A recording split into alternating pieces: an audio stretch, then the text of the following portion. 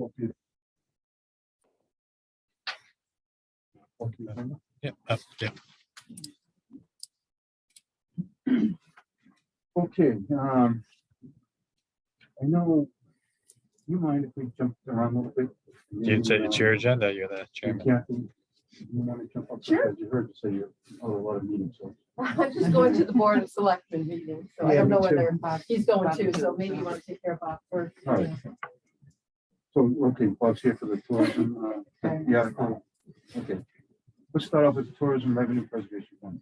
Okay, you want to talk about the articles? There's, I just want to first let you know where we stand in the town meeting process. Yeah. We are at the very beginning of the process where I've just prepared the first rough draft of the town meeting warrant. So we haven't had any discussion. The Board of Selectmen has just seen it in that we sent a copy in their agenda packet. And so it's their first look. They don't even know what's in it prior to this. And so Yeah. this evening, what we're going to do is run down the articles with them. And then we're going to schedule the various, if there's boards and committees that have either submitted an article, or subject of articles, Yeah. we want to have open, discussion with the Board of Selectmen. And it looks like that process is going to start these meetings around like March 1. So it was important to me before we even presented the articles to the Board of Selectmen. There were 3 articles that dealt in some fashion with the CEDC. And I wanted to go over those and make sure you had the copies and just talk about what the thought process was behind them. And that so that you'll be in a better position when we, sit down and talk. Is this something that we're going to do, not do? How does it work? That everyone will have the information. I didn't want you to, be reading it from other places. And so in the rough draft, they're highlighted as Articles 17, 18, and 19. And just quickly, I want to go through and let you know what they are. The first article sets up a wastewater infrastructure stabilization fund. And what the key issue is that the financial program for the wastewater infrastructure has, I think since its inception, before I got here, had established various sources of funds that were supposed to be used to pay for the wastewater infrastructure. And one of those included the revenues from the short-term rental tax. And I think the idea was that they wanted to fund wastewater and avoid having it be an override on the general property taxes. And so they were looking for other funds that they could use to pay for that. And in order to establish, that fund, there's a town meeting article that's required. And so the idea would be that Article 17 would take the revenues that the town collects for the short-term rental tax and place it in this infrastructure stabilization fund so that the money would be segregated when it comes time to pay, those very, very large amounts of debt that are going to be required, that we can transfer it from that source. And there's a whole process for doing that. So the article is there with the explanation. And what's related to that, Article 18 is a proposed amendment to the Tourism Revenue Preservation Fund. And basically, it has the entire fund as it is now, except it in the section that starts with notwithstanding. It says accepting taxes generated by short-term rentals. So it takes the short-term rentals out of the formula that feeds into the tourism fund that, as you recall, when the fund was established in 2006, it was based on the hotel motel occupancy tax. And when they created the new law that has the short-term rentals, they added it to that same statute. So it's automatically all included under the same lump sum. So in order to preserve the short-term rental funds to go into the stabilization fund to pay for the wastewater infrastructure, it removes that from the calculation of the Tourism Preservation Fund. So the Tourism Preservation Fund will operate as it had prior to the short-term rentals going in, with the same amount of revenues and the same formula. And then the third article is a little bit of a different format on the funding for the Tourism Revenue Preservation Fund. And first and foremost, what the article seeks to do is fully fund the Tourism Preservation Fund according to the exact wording of the current legislation. So it has the whole formula, and it's highlighted there that there's part of the act says that there's a $50,000 contribution from the general fund, and it says subject to appropriation. And I think in the past that's been taken to mean that doesn't have to go in, or it's optional, and it hasn't really gone in. It's since 2006, I think it's only gone in a couple of times, but I reverted back to the act and just read it structurally, and it says 50,000. So this article is proposed to fully fund that. That's item one. Item two is that you see this new little format.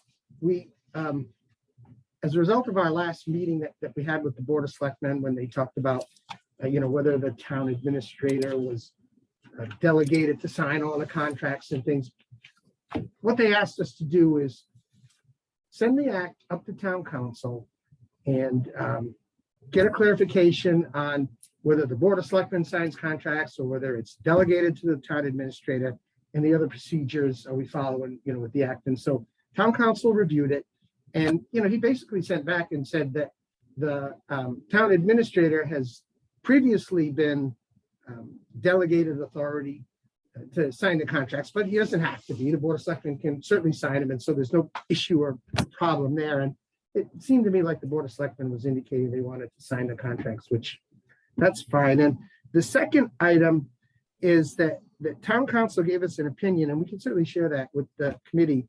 And what he said is that when the funds are appropriated under the article, that they needed to be appropriated by program, that we couldn't just do a lump sum as we had in the past.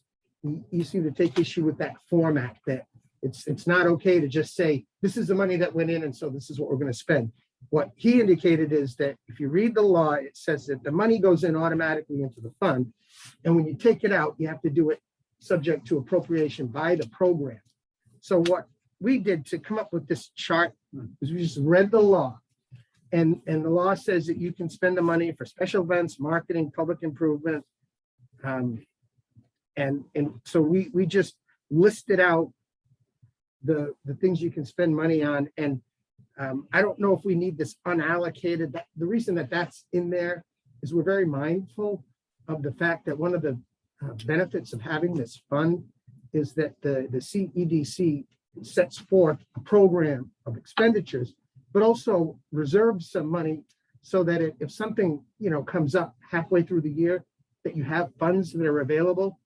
And, I think that you could probably achieve that same thing by, you can put it under unallocated, or another way of handling it is, say, for instance, it was special events or something, you could put more money into one of the programs that's authorized by the statute.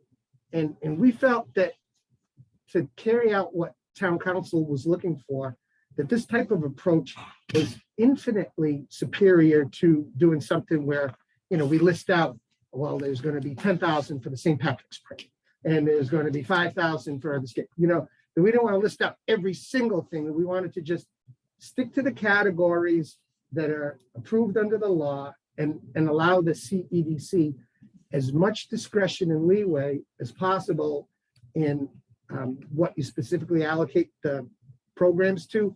And I would also, if there's, I would defer to town council, if we have some other changes that we'd like to make, to run it by him, because we weren't seeking to make any changes to the appropriation process, but Karen and I had worked on this together, and I got to tell you, I was a little surprised to see that town council felt that we hadn't been doing it 100% proper way. So we Well, did. what would happen if, let's say of the allocation, you put 50,000 into marketing, but that contract just didn't come through in a particular fiscal year? So in theory, it's allocated, but it won't be spent. So is there a mechanism to spend or allocate unexpended funds among the other programs? Yeah, not really. That's the thing. I think you can, like anything under marketing, you can do whatever marketing that you want. But can you do a special event with marketing funds? I'm not sure. That might be a question for town council. And again, this is a draft that we came up with to try to meet what town council was looking for. And if, the committee wants to designate someone to sit with us and meet with town council to see if we can smooth it out and come up with a system that works best for everyone, we're 100% willing to do that. And just to, where those items all came from and how they came about, that's what happened. Just a reminder, if you don't spend the money, it doesn't go away. It's a special fund. So it carries forward. It It's doesn't not, go into the general fund? it's not No. a use or lose. No, the money stays with the funder. We're just trying to figure out how to make it as easy as possible to distribute the money. We're not, we don't want to, keep carrying over. We'd like to make it easy for you guys to allocate it and spend it, but also do it the proper way as well. I just have that was a good explanation, and I appreciate us not wanting to cross the line with town council. If in fact, historically, we've been doing something that's a little off. But from my perspective, this isn't making, we may be required to do, but it's really not, if I understood you correctly, it's not going to make it any easier. Number one, contracts are going to be signed by selectmen.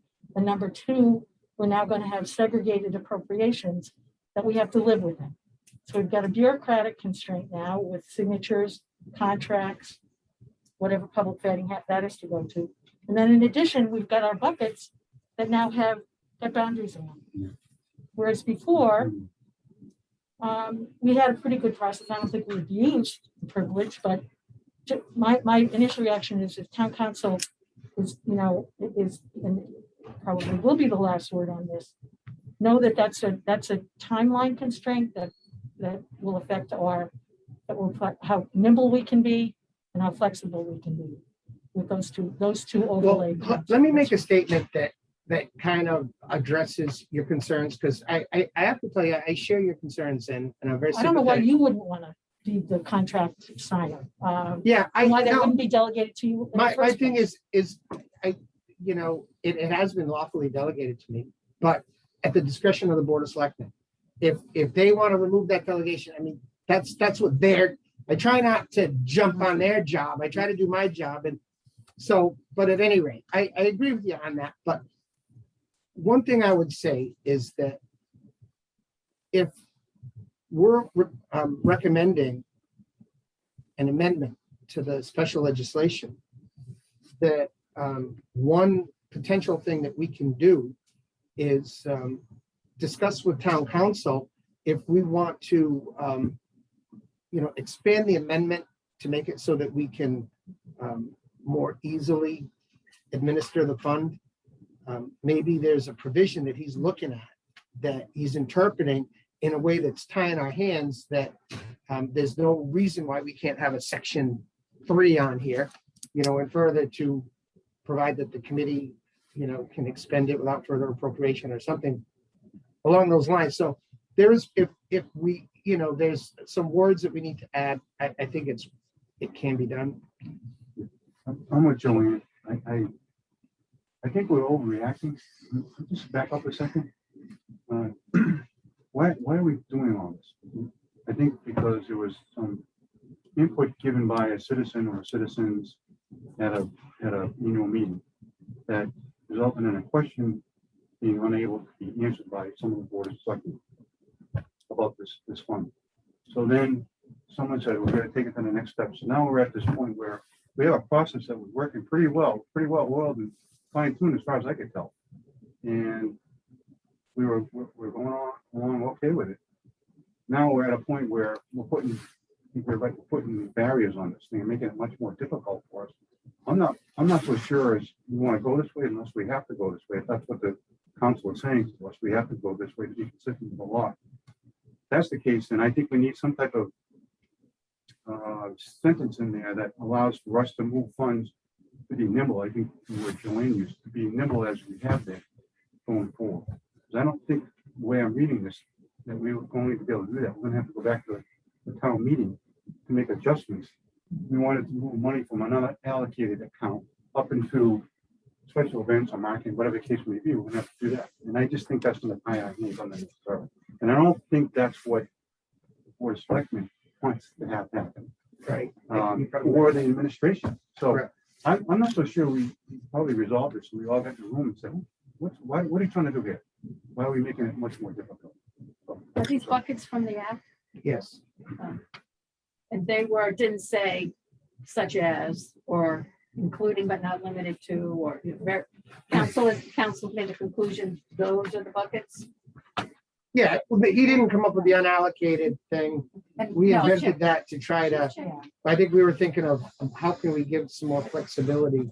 Yeah, and I think Kyle and I looked back at prior spending and said, how have we been spending, and kind of, it pretty much mirrors the budget tracking sheet that they have.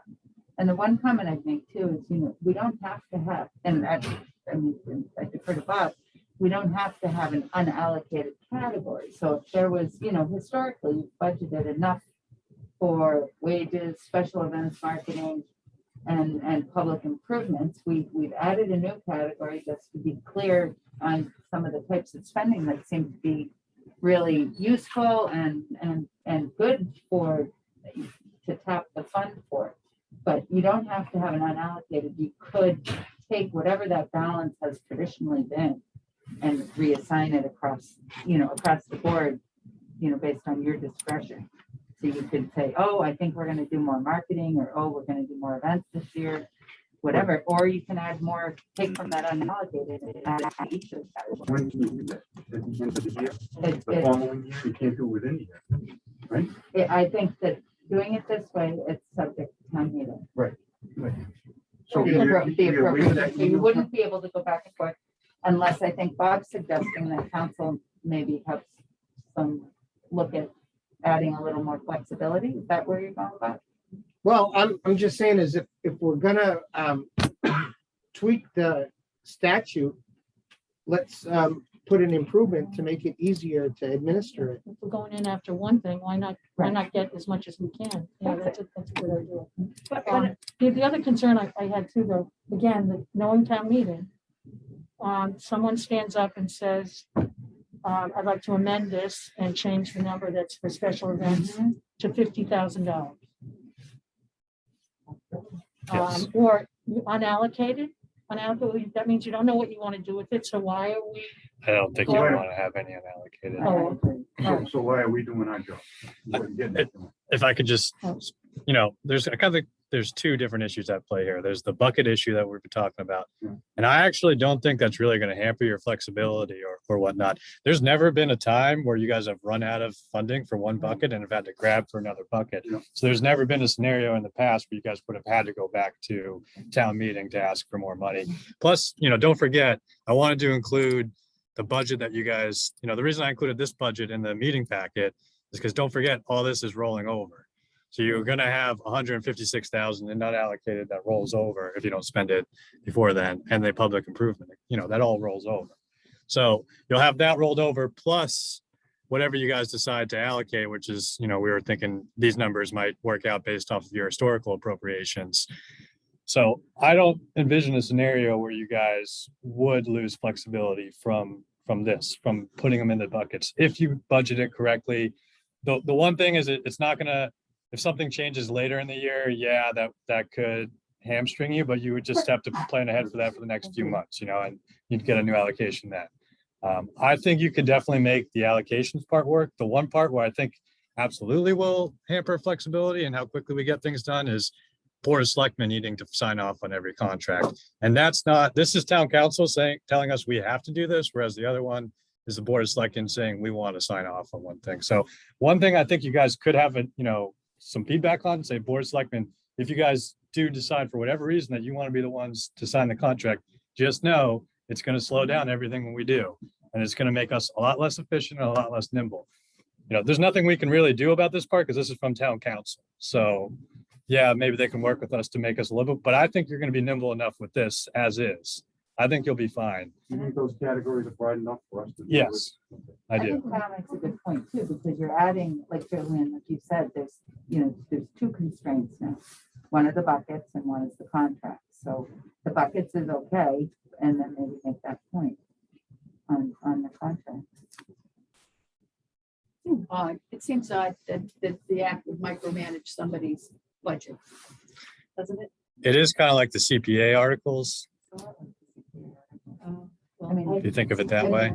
You hate those? Yeah, they're ridiculous. Community Preservation Act. Because they put them in the open space and, yeah. Yeah, but Right, yeah. really to the extent that they're like specific, like line items, like open space is like. Anyway, Well, these are more, I'll shut up. I get what you're saying, but these are more broad. These aren't necessarily project specific, they're more broad based, kind of like the And CPA CPA categories. is more restrictive because while they have the buckets, the three buckets for historic housing and open space, it doesn't delegate the authority to the Community Preservation Committee to make those allocations. Each CPA allocation is a formal appropriation of the town meeting.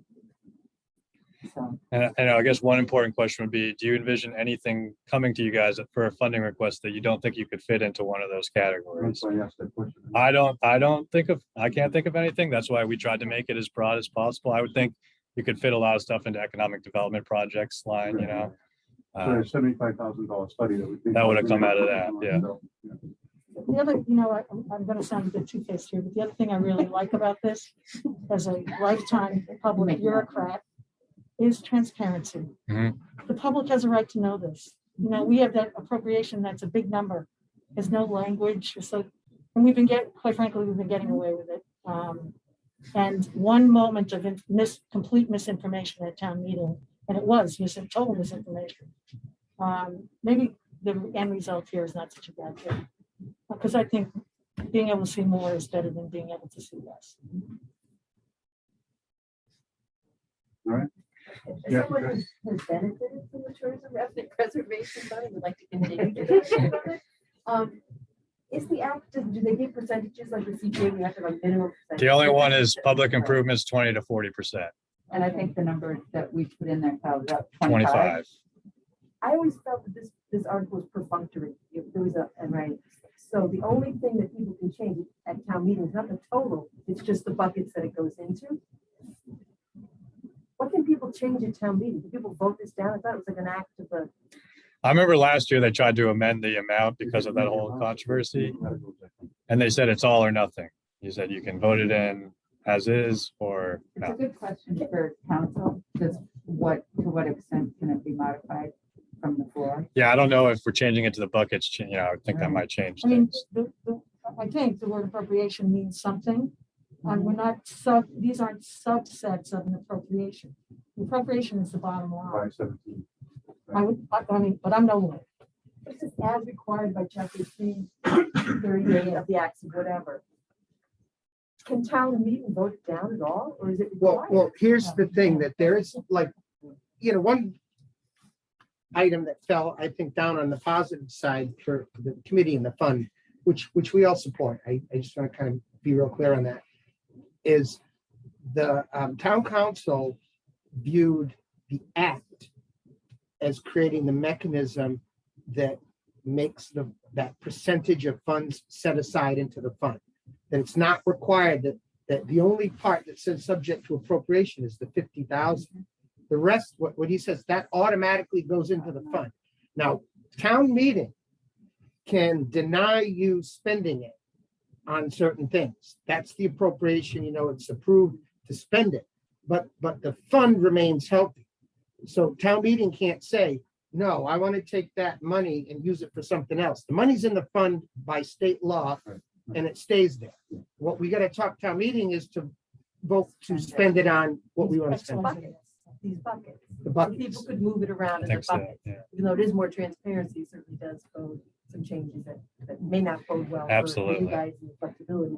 I think that would probably be the biggest impact is if you like these buckets and all of a sudden at town meeting, town meetings changes it all up, then you could be, I think there was the possibility for issues. amendment before, it just never happened, because you could have added on and say, and exclude certain Well, they- kinds of spending. But this makes it obvious and makes it kind of. 'Cause that's what that's what the commenter at town meeting tried to do last year, if I remember correctly. He tried to amend it and say, we're gonna take off the whatever portion was funding the chamber visitor center, all the misinformation. And then the town council said, you can't break off a portion and put it for something Well, else. for someone to do that, that's a vote of all that are present there, right? Right. So if somebody says, I want to take 50,000 from economic development, put it into special events. Majority will have to say, yeah, we agree, right? Right. So show up to town meeting and Yeah, make that's what sure it is. if that happens, you can speak.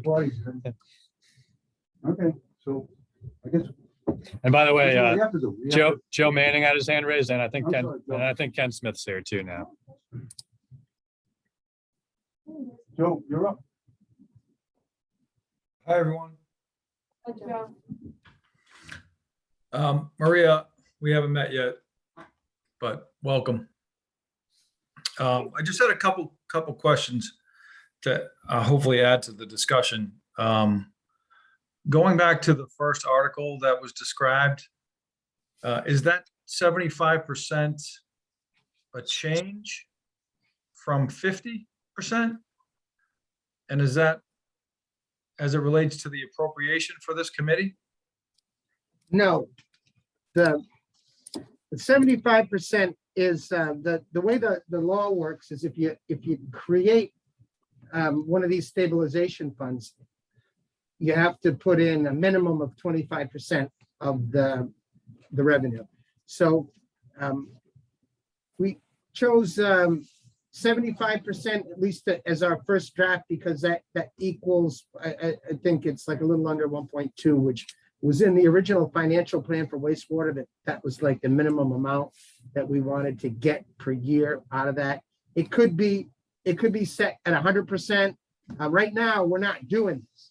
What we did last year is we just had a separate article that says, let's appropriate $1.6 million into the wastewater fund. Now, and this is kind of an important fact, the reason that we need Article 17 is that once we get the wastewater project moving, we can't vote every single year on taking an amount of money and being able to pay the debt service. We need to structurally set it up so that there's a fund available.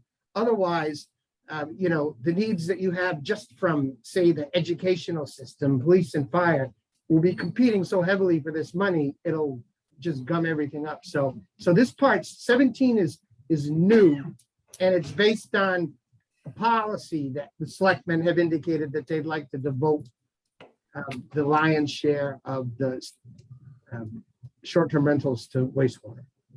Okay, because I didn't know if this was part of our enabling legislation, because I thought that our committee was funded relative to this, the short-term rental tax as well. Is that why it's Right. being brought up in the context of our meeting? Exactly. That's why Article 18 exists. So again, when the tourism fund was established, there was no short-term rental. There was just the hotel motel, and that was sort of the basis. And then when they put the short-term rental into the hotel motel tax, that gummed up the selectmen's plans for using it for wastewater. So what the second article does is it puts the tourism fund back to all of the hotel motel, but takes the short-term rental out and lets that free up for wastewater. So there is an adjustment to how funds are being allocated to this committee that's now more greatly in favor of the wastewater work. Am I Well, hearing yeah. you correctly? Yep. Because I thought we were splitting, I thought the rooms tax was being split equally between wastewater and economic development. Now, the rooms tax, a portion of it goes into the tourism fund, and the rest of it goes into funding town operations. It's just a general fund of the town. So now you're earmarking that operational money specifically for wastewater in perpetuity or until it's done. Right, only the short-term rental, not the hotel motel. And 75% of the short-term rental. Right, unless the selectmen change that number, that's just the rough If draft. they don't change it, what happens to the 25%? It goes with the rest of the funds to support the town operations. Okay. But it's out of the, I mean, the proposed modification to the tourism fund special legislation is to take that short-term rental piece just off the table. And so it's gonna go to wastewater and general operations. And in terms of your impact and the impact of your fund, I think the last appropriation before short-term rentals were included was 387,000, I want to say, around that area. And now you're up to 517. So give or take, the delta is probably what's going to be put into this fund. So the net effect is that our budget is going to be diminished in favor of wastewater. Correct. Okay, All else equal, yes, but Joe, what I tell you is the revenues for 22 versus, so 22 year-to-date revenues versus the 21 revenues, which is what the formula for 23 stems off of, are trending very favorable. So the numbers really won't be very far off, at least initially. yeah, I appreciate that, Karen. I'm absolutely in favor of slanting everything we do in the direction of wastewater. Understood. But we don't want to hurt the tourism fund. Right. I mean, that thing, I think, has to be clear, is we want to make the tourism fund continue to operate like it's been operating since 2006, make sure all the money goes in there. And, but that's just to kind of make it clear, it's just that short-term rental tax that it deals with wastewater, nothing else. Understood. I appreciate the clarification. The other thing I was going to ask is, in terms of who's signing the contracts, for instance, the money that we just recently allocated out of the, during the grant application process, in the future, I imagine that those grants are now going to explicitly be recommendations to the Board of Selectmen, and that they're going to take up these grants as a body to decide if they agree with our recommendations, correct? That's how I understood it, Joe. I hope not. I'll tell you, you know, the way I envision a process is that we make the recommendations. If the Board of Selectmen wants to sign them, they're gonna have to vote to sign them. And can they say, no, I don't want to do this one? I don't know if that's what they're getting at, but I hope not. And, you know, if they continue to delegate it to me, which they may very well, I would have no intention of saying, you know, that, no, the committee voted this, but I'm not going to do it. You know, I would just, my role is to make sure that all the procedures have been properly followed, the contracts are lawful, everything's all set, then boom, we sign it. And if they do want to take that active role, I would think that one of the selectmen would have to be involved in the application process when the committee goes through all their interviews and whatnot, because I don't see how they could kind of speak intelligently on the topic without having the full context of the application process and the review process and all the information that was cleaned throughout, you know, what I'm getting at. There's a lot that gets done here over the course of 3 meetings, and for them just one night to say, I don't really know about this one. Well, where were you 3 meetings ago? Right, and I think that, Ken, I'm glad to have you back. I hope you're feeling better. Getting there. Thank you. Because there was I don't I don't know how to describe it, but there was some conversation about our awards and how the public notification of those awards was disseminated. Mhm. And, you know, and now this change, or this conversation seems to be there seems to be a lot more volume around this conversation. And, you know, if in fact, Kyle, what you say is true and that they do send someone to be a part of this process all the way through, and then, you know, take it up as a body after we've done the legwork, you know, our committee becomes a little bit superfluous. And No, we'll have to cross that. Completely agree with you, Joe, and I tried to be graceful tonight with the selectmen and not go down that road at that point in time. But certainly understand your concerns. I don't think the spirit of the selectmen was that they want to sit on, on the appropriation meetings for the grants for, the St. Patrick's Day Parade, et cetera. But I do think they want to be kept, more greatly informed than they were where we're recommending to spend the money. I certainly agree with Bob that I hope it doesn't get to the point, because if it does, Joe, your comments are 100% accurate that, very candidly, if that's the way they want it, then they ought to just do the interviews and do it themselves for the grants. And they really don't need us doing them. But I don't think that, at least I hope not, that that's where they want to go. Let's hope. Let's hope.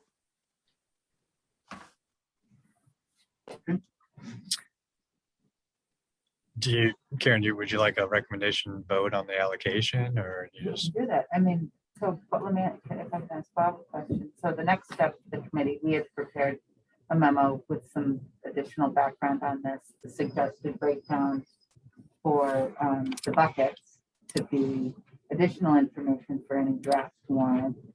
But the committee can do that and then submit it to the Board of Selectmen. And then my understanding is the next step would be the board will probably be called in, the committee will be called in to meet with the board perhaps to discuss the article or. Yes, exactly. I think our next step is again, respect the fact that this is a rough draft.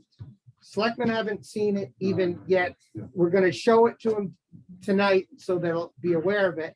And then at their next meeting, what I would propose that we schedule the CEDC in to just discuss the articles with the selectmen, and maybe we can have a meeting of the minds. And my understanding is that the selectmen don't want to change, the manner in which the committee operates in any way, shape, or form. And that I honestly interpreted it as more of not a slam on me, but like the structure was the issue between the town administrator and the selectmen, obviously predating, me, because they had, situation before where it wasn't clear where authority was delegated and not delegated. And I thought that that's what they wanted to resolve.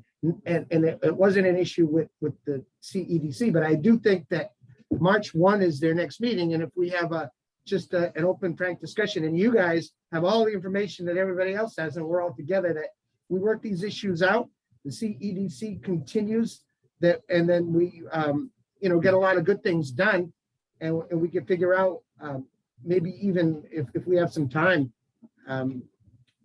with town council, how much flexibility we may have, and we can sort of report that in there. But I think the communication, to me, that's the key thing, and that we work all these things out.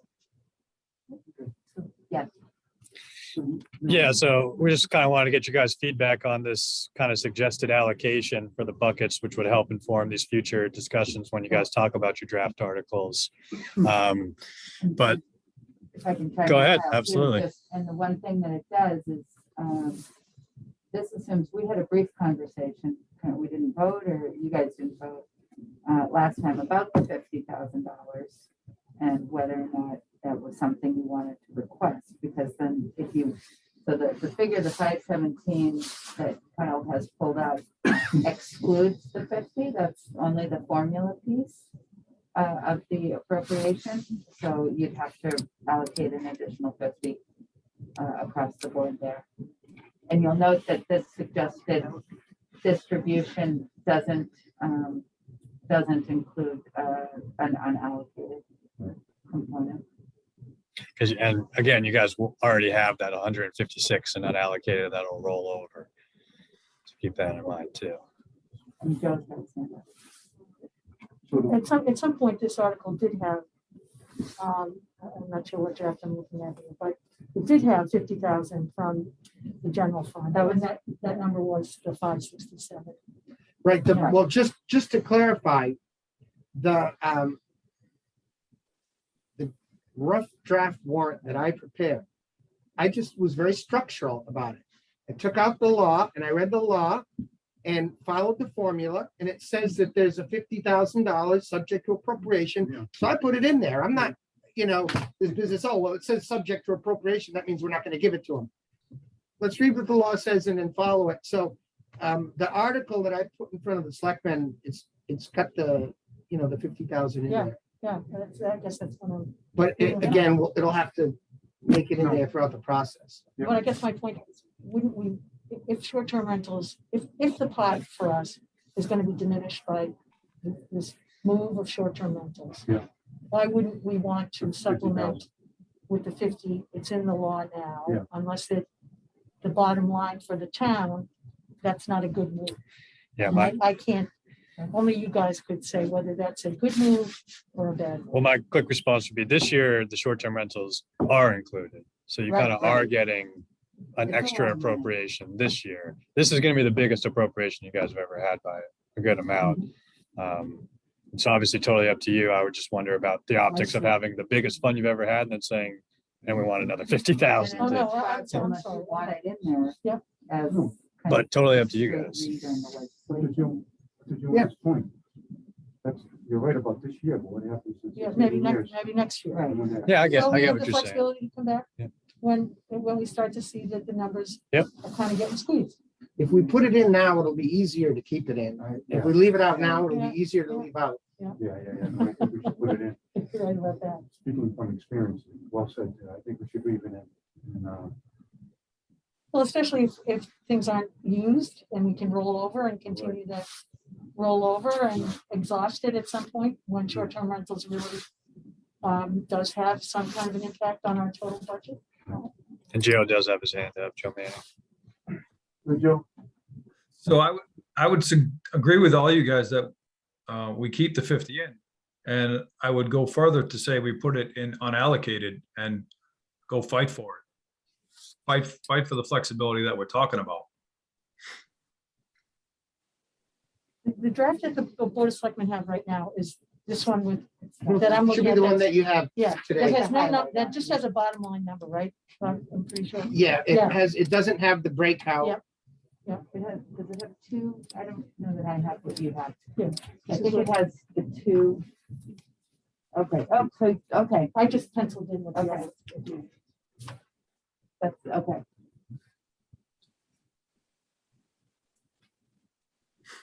So do we need to, vote on something? If you'd like, so I'd suggest if you go back to the suggested allocations. The suggested allocations that we had given you by memo tally 517. So you need to allocate another 50 in there so that the total gonna- appropriation matches what Bob has in the draft warrant. We're gonna need to redo it because of the percentage and everything, so. We'll have to, if you want the extra 50,000, then we'll have to come back at the next meeting because the 25% physical Okay. improvement thing. It's still in draft, We'll have time to do that. Yeah, won't we? By yeah. our next meeting? The next week, Next week. 15. That's So, easy enough. so Joe and Ken, would that be okay? We wait till next week to vote on it? Ken, will you be back? Yeah, next week? I'm fine with waiting until next week. Okay. I'm hoping to be there in person next week, Steve, anyways. Okay. Yeah, that makes sense to me. I mean, in the context of this whole discussion is the fact that, to me, we've earmarked out of our budget, aside from whatever mechanisms are going to be put in place to support wastewater, we've just given $75,000 commitments to do the economic development study in support of, prudent wastewater rezoning.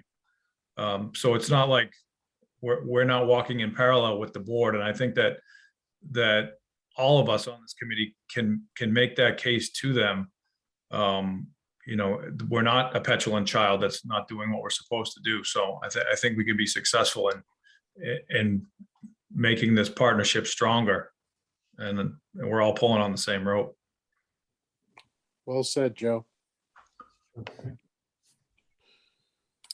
You guys work on some draft motions. Yeah, we'll revise the allocations and bring it back to you next meeting. Okay. I know we got a lot on the agenda for next week with the marketing discussion, so we want to jump on this right away. I think we just did the bulk of the discussion though, so Yeah. we'll bring you back some numbers. You can adjust them if you want. Okay. We'll go from there. Okay with you guys, Joe and Jen? Yep, I'm fine with it. Well, thanks very much. Thank you, And Bob. thank you for allowing me to involve you guys, in the discussion. So whatever we decide together and move forward. And again, I would say on behalf of the selectmen, every discussion I've had with them on the subject, they've been very supportive of the committee, the fund, the process, and so I never got any sense otherwise. Good to hear. Thank you. All right, Great, thanks. thank you, Bob. folks. Thank you. Get out of your hair. The next thing is physical improvements, but you might want to take Kathy first since she's got a time constraint. You guys okay? You take Kathy up first? She's gotta go to another meeting. Come down with the snack. Can I snag that? You want the control? No, I'll get the word out. It's this thing. I've done it before myself. That's how I know it's what Take exactly. control. That's Take how I know control. exactly what it is. So I'm just going to give a little brief update on the Riverwalk Park Boardwalk and Event Space at the former drive-in site at 669 Route 28, right next to the Parker's River here. I think you're probably all familiar with the site. This is kind of where we've been working very closely with our consultant Beta, as well as the Drive-In Site Utilization Committee to kind of finesse and fine tune a bunch of different components related to the park. We still have here, we need to have a future pump station that needs to be located here. So we need to make sure that we're keeping room here. We also have an isolated wetland with some buffers. So we need to be cognizant of that particular need in this location. Coming in the entrance where we had a meeting with the police department, talking about the different events that they've had here and talking about how they run the events. And what we're really looking at is ultimately having the ability to have 3 lanes of traffic. So an event starts, we'd have 2 lanes coming in. People could come here and have 2 lanes. There'd be some type of ticketing here. And then if people come in and they say, oh, wait a minute, I don't want to do this, they can turn around in this new turnaround and leave. And same token, when people are leaving, they can come out and they'll have 2 lanes of traffic going out where they'll have a detail where people can go left and people can go right. The way we're going to be addressing that is we'll have some type of grass pavers or reinforced grass turf. So it'll be something that people can drive over periodically for these special events, but not something that would have pavement there the whole time. We had a lot of discussion at the last meeting, and the consultant's going to come up with some different options for us to take a look at our next meeting, which is on the 15th. So the road network in from the street is gonna be pavers? Is that what you're saying? No, this is going to be porous pavement coming in, Okay. but someplace we're going to need to have some reinforced turf. It'll Yeah. look like grass. Yeah. We had talked about having some type of grass pavers, but I think the reinforced turf will serve us well and be less expensive and look more like just regular grass. Okay. It's just kind of a woven fiber. Yeah. That has the foundation of Yeah. gravel and stuff. So it really looks like grass. It'll read like grass.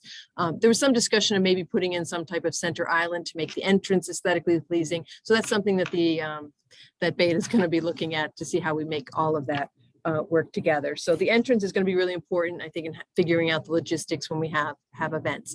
So as we're coming back in, we did add this nice turnaround here for the possibility. We had a lot of discussion on where we would want to locate the restrooms. The restrooms are kind of a combination of restrooms in addition to maybe having some storage and or area for office, or maybe even for performers to have a little area to do some changing or that type of thing.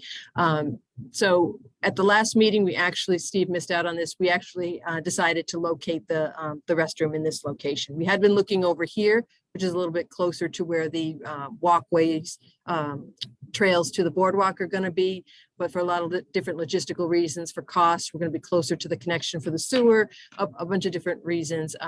The committee recommended locating it here. So we have about 90 permanent parking spaces here for porous pavement. What we have across the street here is we're looking at having some type of artist shanties, and that played a role also in locating of the restrooms.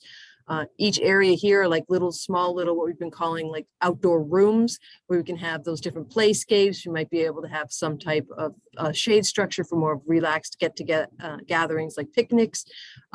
We do need to maintain access to the upweller, which is here, but we also have a different trails coming along here. And we're also trying to get some type of trail that's a little bit closer to the river so we can get river views. If any of you have been out there, some of that vegetation has really come back over the years and is really somewhat not really being as river viewish as we would like. So we're hoping to get a little bit closer down here with a narrower, more natural type walkway down here. There's also another turnaround at the end here. And we have a kayak launch that's going to be located here. I'll show some more details about that. I think one thing about this particular project that's different than like Peter Homer Park or Sandy Pond is that there are a lot of environmental resources here that need to be protected. And when you have those resources, you have a lot of regulations that go along with them. So there's a lot of back and forth. Unfortunately, the regulations keep changing, or they keep proposing new regulations. So we're kind of running up against some of those concerns and trying to be sure that we're protecting the environment while we enjoy the environment. So moving down, this just shows a little bit more with regard to the event space. We haven't gotten quite as far along on that because we really needed to figure out where we wanted the restrooms before we started looking more deeply into the event space. This here is where a portable stage would go, and this is kind of like the area where the audience would be. This would be more where you could have vendor tents. You might be able to have the food trucks and different components of an event here. This would all be grass, but we're kind of showing here maybe getting 275 or 300 additional parking spaces for people to come to an event and be able to park here. We're looking at having an emergency access point here for emergency vehicles only on Cortland, so people can come. We met with the fire department as well, and they were really interested in having some type of route where they could go all the way around the venue, but we're also incorporating that into some type of bike path for kids to learn how to ride their bikes, or people who are interested in doing some circuit walking, that type of thing in that area. So we still need to do further work on this in order to deal with, we want the Wi-Fi, we want some lighting, we want to have the water for the vendors and the electricity. That's kind of where we stand on the park section itself. I do have a little plan here with regard to the restroom, and this is kind of where we start getting into those environmental resources and regulations that I was talking about. The property is completely within a floodplain, so we're proposing on elevating the restroom and also doing some flood proofing. This is a commercial building, it's non-residential, so current regulations allow us to do this, and we're hoping to get this permitted by the end of the year or earlier. This is just kind of giving you an idea of the kayak launch. It wouldn't necessarily look exactly like this, but we would need some type of ramp coming down. This is an idea that Carl Von Hoen, the Director of Natural Resources, was proposing. It makes it much easier for people to get in safely and then kind of launch themselves in the kayak.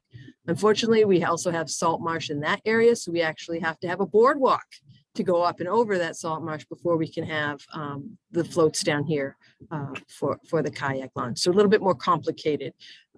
We also need to get some additional data to find out what the depth is here at low water.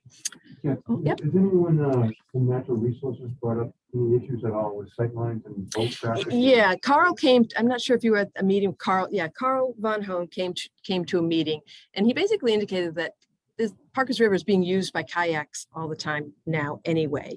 And that he thought that bowl out where the kayak launch is going to be is a good place for people to unload, get into the water, and then be able to go. And then they would be able to look up and down. I think there was some discussion on having some education and maybe a little bit more harbor master coming up the river. Yeah, can you go back? Where is it gonna be? Where's the launch? Yeah, I don't, you know what would be really good? The launch is going to be in the bulb out right here. Okay, because at low tide, It's very low.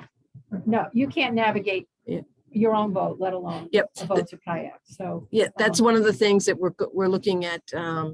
I sent an email to Carl to see if we can't use the harbor master boat and Beta go out to do some depths there in order to probably, we need like 2.5 feet to the bottom there. So that may play a role in the whole well, you kayak. need this is 2.5 feet for the kayaks to get down, but then there's going to be other boat traffic. That's what I'm suggesting. What Right, other boat yeah. traffic? Like me going down Parkers River. Oh, yes. And some, when there are two, but big, fairly large boats, you can't even get the two of us.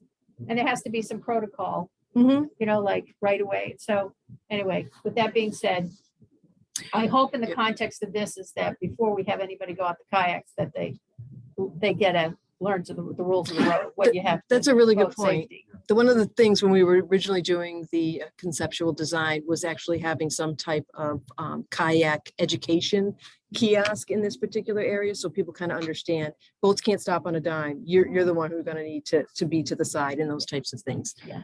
Yeah, Because they don't do that understood. down the Bass River or the Parkers Yeah. River now. So that's a whole nother topic. When I'm fully on board, I'll give you my Yeah. proposal of, The photo education in general.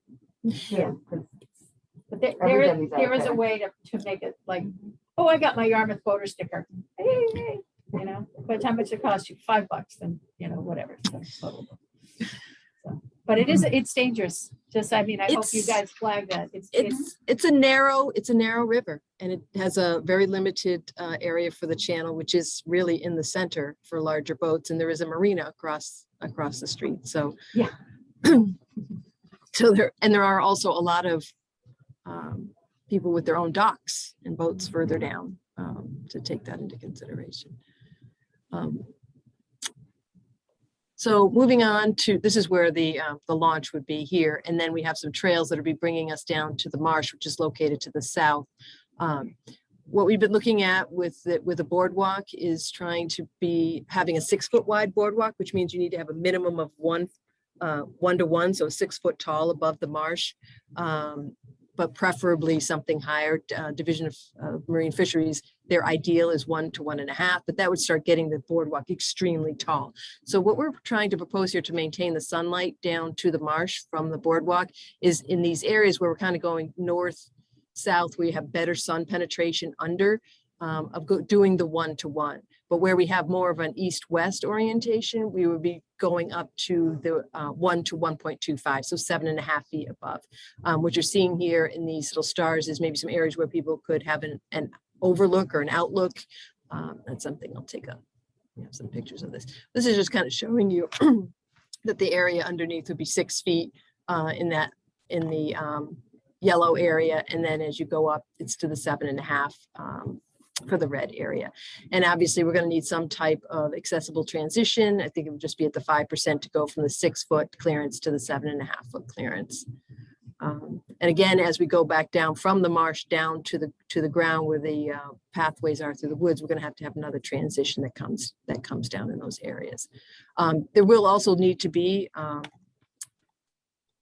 a bridge over this little inlet here, so it'll be a little bit wider, but we're going to need some type of bridge structure there as well. So completely uncomplicated project. Sorry. So here's There's no little bridges. yeah, right. Yes. Bridges and me do not go well. No. Parkers River Bridge. So this is just an idea of what the overlook would be, keeping it somewhat limited to make sure that we always, no matter how, as the wider you get, we need to keep that 1-to-1. So we can basically get with the 7.5 feet, we can add another 1.5 feet for an overlook. At least give some people some place to get out of the walkway and kind of stand. And maybe we can have some interpretive signage and some other information there for people. There's also the idea of, giving some people some places to rest. So having some benches and that type of thing on the other side. And again, sticking out that 18 that 18 inches in order to keep that 1-to-1. And the other thing that we've been looking at was also with regard to what type of railing we would be using. And we were really looking at having kind of more of the traditional wood railing on the north-south, but maybe using the vertical slats instead of the horizontal, like vertical spokes almost. And there's a picture later that we can take a look at. But also when you come to the east-west areas where the view is really gorgeous, maybe having some type of cable, metal cable in order to maximize that view. And also again, and that east-west orientation, maximize the sun penetration below. So this kind of gives you an idea of what those vertical railings might look like. And you can kind of see, you can see through them a little bit better. They're doubled up here quite a bit. But what this slide is really showing is the next big decision to make is the actual support system for the boardwalk. What you're showing here is some helical anchors, not ankles. Just want to get to some of my notes on this. Some of the helical, these anchors are very common, but they're usually used for something that's a little bit lower. So when you start getting at this particular height, installing them without like torquing the equipment becomes a little bit difficult. I think they were originally thinking that they were going to be able to create the boardwalk as they go along and have the equipment on top and screw in the helicals. They're concerned that because of the torque that's needed with that height, that there might be some movement going on, and that we might also need, besides just like these bracings, we might need some longitudinal bracing as well. And then we start taking a look at, well, how is debris going to get caught up in that? What's going to happen with ice flow and that type of thing, as well as, you know, the longevity of this. Said it was uncomplicated. The, you know, the longevity of it in a Don't just marine have Len environment. go look at it. He'll tell you what to do. Yeah, well, he'll tell you what to do. So another option is to do the helicals down, but then to have some type of traditional wood structure above. You need to have some encasement underneath here in order to blend the two. This gives a little bit more of a traditional boardwalk look, but is less invasive to the marsh itself, I think, with larger equipment, because you'd still be using the smaller equipment for the helicals. One thing that's came up new was the potential of having some type of single composite piling versus a wood piling, and right with the possibility of only needing to have one instead of two, and also being able to space them out a little bit further. So yes, this is a little bit of a bigger impact on the marsh, but they're spaced out further and you have one of them versus two of them. So the consultant's really looking at all of this in a little bit more detail with regard to maintenance, longevity, you know, temporary construction impacts and permanent impacts to the marsh, and is working on a matrix. And hopefully that's something that we can discuss at the next meeting that we have on the 15th. And they may even be bringing their structural consultant, which would be helpful. And just the last pictures, this is an actual installation of the composite. And that's it. What's the timeline for construction? When is it going to start? Oh, well, my problem is that we're already behind because, you know, we've been being thoughtful about the decisions that we're making, in addition to identifying, you know, when we did the original concept plan, the regulations were X. Now that we're 3 or 4 years down, they've actually gotten stricter, and it's a little bit harder. So we've had to make some changes. I think we were hoping to start, and I'm sorry, I don't have it in front of me. I thought it was like next May with construction. Yeah. Because it's going to take a while to get all of the environmental permitting. You got to go through, you know, an ENF, all of the Chapter 91, the Wetlands Protection Act, and all of those things in order to permit all of this. Is it 12 months build out or 24 months? Or 18 I think I was doing 18 18 months. It kind of depends on how mild of a winter that they have. And I do know that how they construct the boardwalk and when they construct it is important to them, and maybe it being obviously not in the height of the growing season and that type of thing. So all of that will play a role, permit conditions as to when things can get done. Thank you. Yep. Question, Bill. Can you go back to the driveway going in? Last time we sent the consultant, we got up 2 topics about the entrance being across from Captain Parker Mm. and the wellhead being on more of an upland area, And I'm sorry, what? and the well pump being more of an upland area. Yes. So I had made the comment just to move the driveway, because where it is now, you are gonna have that race across into Jerry's property. Yeah. Right. So I just want to say, and the next thing you brought up was the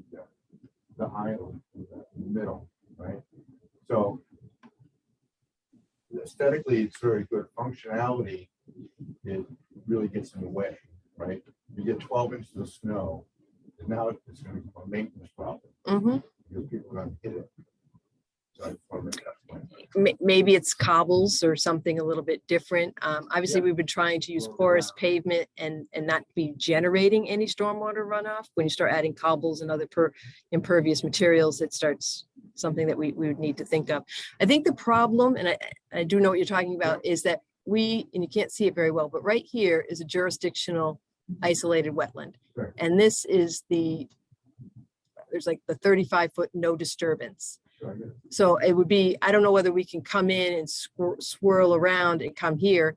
The other thing about the pump station is it's considered a critical facility. So the base flood elevation there is 11, but they need to typically be 3 feet above that for a critical facility. So you're talking 14. The existing grade there is 6 now. Really? It's gonna be difficult. Right. And they're gonna probably have to come back down here and start ramping back up in order to get there. And they may need to move it a little bit further away from Route 28, so it doesn't look like this hulking thing going over. So there needs to be a lot of finesse with regard to the pump station, and we are coordinating with CDM. What we're hoping to do is kind of figure out what we wanted with the driveway, and then to Right. give that CAD drawing to CDM to say, well, can you fit your stuff kind of in here? I mean, you can take it from the south side and, stay away from your wetland and go up over to the other side, providing a space for a pump on that side. So, Yeah, I know it's you're not- saying come in here and then swoop over. Exactly. Right, Yeah. yeah. The pump station, more elevation, and then the head of the driveway would be right across from Jerry's, because you're gonna have people trying to dart across, but you something to the last time. Yeah, Just thought. yeah, we do have a traffic consultant involved. I mean, you do have this part of Jerry coming into, and then you also have the 2 entrances for the Right. lobster boat. So things to consider. I just know in the winter time when there's a lot of plowing going on, and the guys out, and a lot of plowing going on, you have to. Oh, I know. Area. Mick Kelly hated them. He wanted to pave them all over. Understood. I'm not plowing, so I can't say. Most people just don't think of that. Can always add it later. Well, it becomes Yeah, a you maintenance won't though. Yeah, I think you're absolutely right. And then, Yeah. Who's gonna fix it, who's gonna pay for it, now it looks like crap. Mhm. Yeah. Good. Mhm. Thank you. That's it. Thank you. Nick. Any questions? No. Dave? Any progress on any question? naming of the site? Oh, yes, naming of the site. I'm so worried about design and permitting. That's the least of my worries. But we did have a brief meeting and discussion about that. Jim Saban did bring it up about, how we would name this, and maybe being something like Riverwalk Memorial Park to kind of memorialize everyone in town. This could be a place, obviously, we're going to be selling planks for the boardwalk. There might be the opportunity to sell benches. So this might be a place where people can do those types of things and memorialize. He was going to talk to Duncan Oliver, and he was also going to talk to I think, who else was he going to talk to? Pat Armstrong, about something to do with LaRusso Lodge and how that was named and paid for. And so he was going to do a little bit more research. It was just an initial discussion on the topic. Obviously, it's the Board of Selectmen who decide how things get named, and we'll go from there. Yarmouth Esplanade. Probably. I'm gonna die on that hill. Should be called the Yarmouth Esplanade. Could be Marina Park. And Alpha Beta will be Yeah, conducting. Marina concerts. Park. That's, we've been talking about that for how long now? I don't know if Ken or Joe has any questions. Yeah. Oh. So, Will, Should I stop sharing? you still there? Good. Yeah, they're good. So do you want to talk about short-term rentals? Yes, yes. Short-term rentals, man. Yes. And it kind of ties in very nicely. I'm That's right sorry, after, here. if you want Oh, to I share that too. do. It's up to you. It ties in nicely with the conversations you've been having about short-term rentals, and the tax that comes with that and our wastewater. So the article that is being proposed for annual town meeting would allow for short-term rentals, and it would incorporate some fairly general provisions to maintain the residential character of our neighborhoods, but also to ensure that we have that continued revenue for the short-term rentals. In fiscal year 21, the short-term rental tax brought in $1.34 million, and so far it has $1.163 million through December of 2021.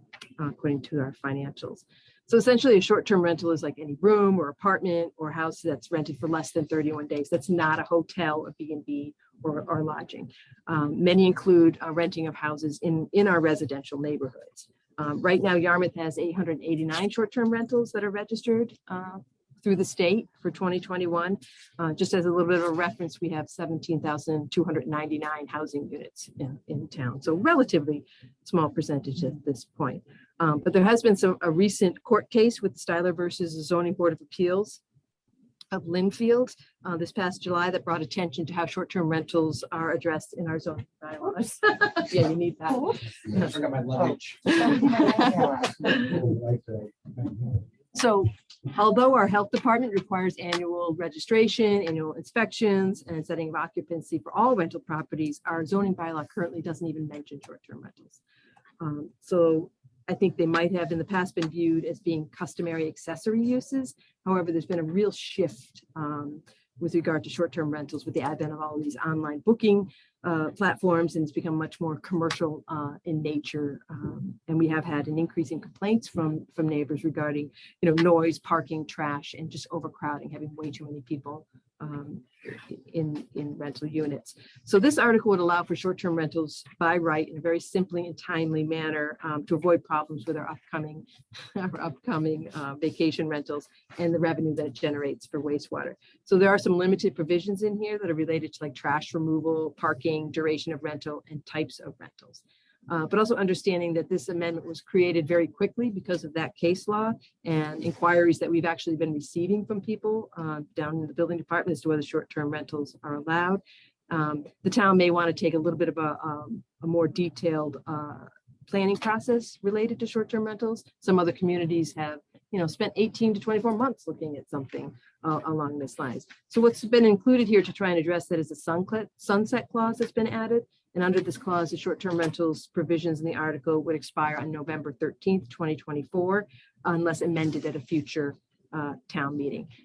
So the planning board plans on, hopefully if this gets passed, having some type of fall summit with all the stakeholders and try and get an idea. How did this work? What are some of the issues? What wasn't working? What was working? Should we add some additional provisions? Or are we all set? I did, some people have been inquiring recently today with regard to why do we have some of the things in the zoning, like noise requirements and parking or some other things that could be regulated in a different way. And I think this is just another tool in the toolbox for enforcement. Because right now it's kind of hodgepodge. Oh, who do you call the police? Where are they parking? Are they parking as a zoning violation? Are they parking in the street? Are they parking in front of someone's neighbor's driveway? Who gets called is very hodgepodgey. At least now this would be under one particular place, and it would be through a detailed, very outlined enforcement process through the building department, which they incorporate. Inspectional services includes building department, health department, so they can easily work in tandem with this bylaw. So, anyone have any questions? What do we do? Are you looking for something from us to vote on, or this is an FYI type of thing? This was an FYI. I Yeah. suggested that Kathy come in since No, good. it used to be part of our funding mechanism. Yeah. We certainly love to get some support.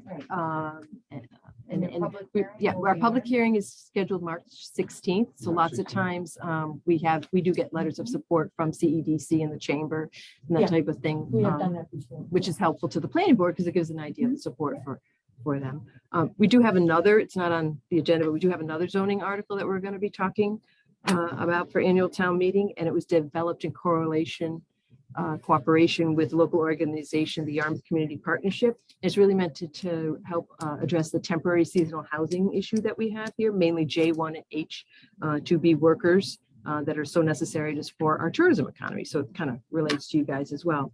Currently, our zoning bylaw allows for 15% of the rooms in a hotel or motel to be used for seasonal employees, which is considered from April 1st to October 31st, as long as they meet certain provisions, which includes having an on-site proctor, having access to cooking facilities, and also being issued an annual permit by the building department. So this article would just expand the pool of seasonal employees that can stay within the designated 15% of the rooms. We're not changing that percentage from just employees at the hotel or motel, owner to employees from any Yarmouth business. So this could be a case where another Yarmouth business, a restaurant or a retailer was in a crunch and really needed to see if they could provide some type of housing for employees to get them to come over as part of their employment package. They might be able to reach out to a hotel and get some type of an agreement in place and include that as part of their employment So package. what's the proof of employment? What's the proof of employment? You have the opportunity when, I mean, I 24, it's 20, yeah, Yeah. it's 20, the definition is for 24 hours a week employed in Yarmouth. And also they need to provide, the place of employment and contact information to the property owner and manager, and all documents to be provided upon request to the town. This is a case, and this is a lot of the case, where this gives us enforcement action if there's an identified problem. We're not going to go out and look, we're not going to go out and search, but if there are issues in the business community to a certain extent who's been advocating for this, they right. need to but- monitor themselves. Right, but to the extent that there are some employers that take advantage of the situation, and this is an accommodation to keep employees who are paid, giving them a place to stay, it would, and it's a gut feeling right now, I haven't really thought it through. I would hate to see it occupied by some kid who's just gonna hanging out and, oh yeah, I'm employed, but they're taking up a space for somebody who's actually working. Am I, Yeah, no, we understand that it's all gonna be documented through the employer with the hotel owner for the verification. People do things that Yeah, I know. skirt the rules and regulations all the time. I don't know who's going to pay for that person to stay in that room. The room's not going to be cheap. And so if you're not working, it's going to be really hard for you to be able to pay for that. okay. You have to be sponsored by an employer. Okay. So, and it's the best part of this, we think, is it's a real B2B relationship. It's the business employer and the business hotel owner. Right, I was just looking And for the they- mechanism by, so if you're saying somebody's gonna attest, they work for me, And if they break the rules, they're out. then that's fine, that was my I question. think that the way it's going to So work it's is it's going to be a relationship between the Yarmouth business and the Yarmouth hotel. And they're going to, Right, and that's how it's going to probably work, right. which is how, and then the Yarmouth business will incorporate that into the employment package that they offer to get the J1 workers or the H2B. Why are you going to pick my place over someone else's? Because I got housing for you, which is huge. If I may offer some background, the Yarmouth partnership, Mary and I have both been sitting on this, and we're part of the deliberations that came up with this suggested zoning change. So I think the J1 requirement has to have some surety as far as their housing is concerned. So it's all done through that application process early on before they even, relatively speaking, before they even hit our shores. Thank you. Thank you. Thank Thank you, you. Kathy. Have fun tonight. Thank you, Kathy. To my next That's your presentation. warm-up. I keep doing that. What'd you do? It's Yeah, I that know. thing. That's Yeah, right. take the- I know. yeah. It's so good. Just going back to the short-term rental thing, Yeah. discussion, we need to talk some more about that, but why is it just limited to the RS 40? Maybe it's not. Why is it just in that zone? I mean, it's allowed by right in RS 40, B1, B2, B3, but there's 3 or 4 other zones, residential zones, that fall under the zoning map and the zoning bylaws. Right? I don't know why the R25, R25 number. R25, R40, RS 40, and R37. So maybe it's the R25 included in the red. I don't know. I'll find out. I don't know. It's a good question. That's a too. very good That's a question. good question. It seems like we're just limiting it to No, one it's, part of I the think town. it's a good Well, this question. I is- don't know that was your I intent. think this is that line that's the 205.5 regulate, that is the column heading. That includes everything. But it specifically calls out RS 40. And I don't know why, I don't have an answer And to as to why R87 RS is not 40. in there. Right. So. I'll find out. I'll find out. I got a call talked to you about this in more detail too. I just wanted to find out. She said that 880 short-term rentals, there was only a small percentage of problems. How those problems are being dealt with now versus how this will change, and the enforcement mechanism, is that all going to be strengthened? So I don't want to delay the meeting right now, but I'll give you a call. Yeah, sure. We can talk more. They're all good questions.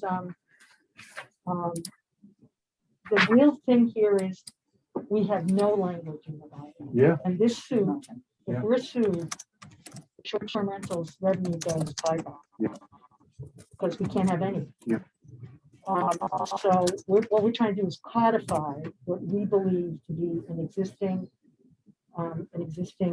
use that's been customary as an accessory use. Yeah. But good questions. Yeah, we'll talk. Okay. Some- Yeah, All right. absolutely. As we move through the draft, these are just the kind of comments that we want to get from all the committees that are in. Yeah, okay, thank you. Okay, what else? What's next, Cal? Meeting minutes? So if you want to go back to the physical improvement discussion, just pull that up.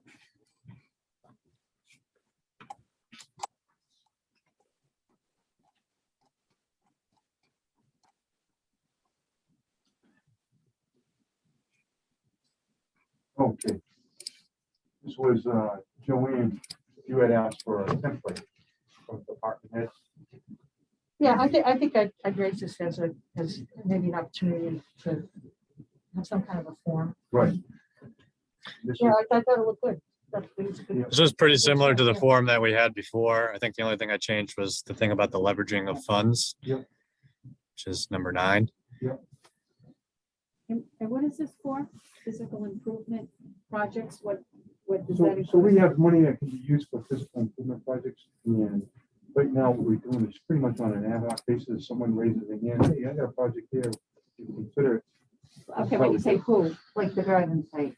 So we've come in through the, department and the drive-in site utilization committee. I'm thinking of the Yeah, chair. I know. it's Kathy- gonna Kathy was occupying go. Okay. and, additional funding for part of that work. Come to the committee and just ask for it. But this was just Joanne's comment. If I can put words in your mouth, Joanne, is just, kind of a more formal process. So all of the other funding is generally procured. So, Okay. and And this comes to this committee for approval as part of that For your previous consideration. Yeah. budget. Okay.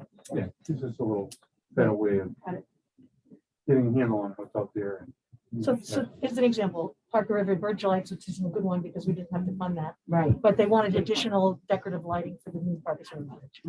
Kathy came to us, you came to us, we said yes. Utility box wraps. are the Yeah, reason the why. roadway banner project at the Four Corners and here, down by the recreation building. Pocket landing. Okay. So those kind of Funding. things. Yeah. There wasn't kind of I'll call it a call to go out annually or whenever to departments and the people like Karen and other department heads who have a good sense of what the need is. Because it would pop up and we'd grab it, pop up and we'd grab it. Stuff with the Yarmouth Common, Yarmouth Port Common, Yeah. same thing. So just having some kind of A little mechanism bit in of a order to, process. yeah, that makes sense. Well, then And it will we- help if you have to stick to that. And we'll The see if line anybody items in your responds. budget. Right. I mean, that was the other issue, right? Kyle, Nobody responded. Nobody last time. responded. Actually, I think maybe Kelly did for We'll invasives, fix but that this year. Okay. What we should talk about too is there an expectation that if they do respond to something that they're going to get funded for? So we should probably think about that. Right? Well, what if we get 5 different templates, responses in from 5 different departments, 5 projects? I think most department heads know that no request is a guarantee. It's a Right. request. You know, As long as they understand that. Oh, Okay, absolutely. good. Nothing, But there's no guarantees. I think if they thought the other way, then they'd be coming in a lot more to ask you for money. Subject to No promises. money and, okay. The thing we need to think about though is how we put out the call, we get the request, we Yeah. get these slips of paper. What's the mechanism that we're going to use for evaluation criteria? Yeah. So we do, Well, have to- we would yeah. expect that from, I think we- however you guys. Yeah, we can think that through too. The other thing was, we've run into it with the Community Preservation Act awards. We want to make sure that, and now I'm going to point to Bob's chair, that Bob's on board with these things. And that there, some prioritization. Yeah. Is made known. Absolutely. Absolutely. Should tie in with something with the town, right? Like Oh, yeah. The master plan or continental. Yeah, it's basically It whether or can't not, really Be outside of the town administrator's office. No. I mean, it really, There's a lot of unmet needs and things that just don't happen because there's really no funding sources. And that's the other thing, one thing that I did think about is, I get your point about leveraged funds and things like that. I think some of these, there's just no other funding. Yeah, no, understood. and So, so maybe we could think Last about resort. the call goes to the town administrator. mhm, And that's who we would expect the response to come from Yeah. with prioritized departmental requests. Yeah. not a bad idea. Rather than going out like this, we go to one place. Well, then you're guaranteed coordination. I mean, the coordination may get delegated, but that's okay too. and also I think it'd be great to have competing projects. That hasn't really been the case so far. So really the projects come in and you judge them based on their merit. Do you think it's worthy? Is it going to advance the what the special legislation says you guys are supposed to work towards, which is improving the quality of life of Yarmouth residents and promoting the tourism economy in Yarmouth, basically? Those are kind of the two, Yeah. criteria. Oh, So good, good, thank you. That's good. Write that Response. down. I write it all the time. I write those two phrases all the time. Thank you for doing that. Appreciate it. Yeah, no problem. Oh, thank you. It looks good. Looks good. So we're on to three, review of past meeting minutes. Yeah, and do we have? Yeah, we get. Joe Still left, with us, Bill? so we'll have to put those off Can't till do next those. meeting. Like, Okay. Don't be talking. Committee member updates, Joanne? You just got most of them from Kathy. Yeah. That's what we've been doing. And tonight we are presenting to the Board of Selectmen Division Plan. Oh, good. You got 27 minutes. Joanne. Go get pumped up. Yeah, oh, well. yeah. Go listen to your Eminem. So Kathy, that was Sarah Schultz, she gave the update on the guidance site as well, so I don't have anything else to add to that. So we have future meetings, we got February 15th, talk about marketing contract. Yeah, I was trying to tell Maria, this is not a usual circumstance for you guys where you have 3 meetings in a row, 3 weeks in a row. I don't want you to get too intimidated by the workload. Typically, it's usually 1 meeting a month, sometimes 2. This, we have a lot of pressing topics to take up this month, Well, so I'm not quitting now. I hope not. I want to get rid of it. but I'm not going to. So next week, we talk about the marketing. Let me make sure I got. where's the agenda? Marketing and the articles, and then the week after, we're gonna have Bill Scott come back to talk about economic studies. We're supposed to talk about wayfinding, but a more pressing idea he wants to talk about is a marketing kind of idea using the stickers. So we'll have some more for you on that then. Is the wayfinding the money that the chamber got?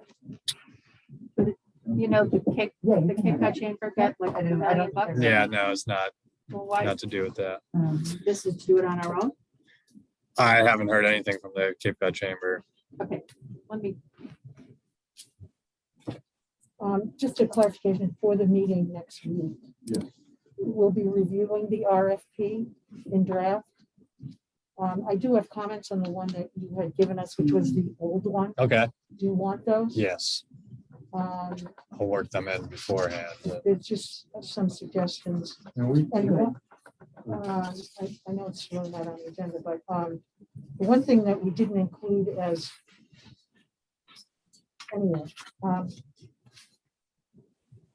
want to do this. I'm gonna need to make a copy of this because I'm never gonna remember. what I Okay. did from 2 weeks ago.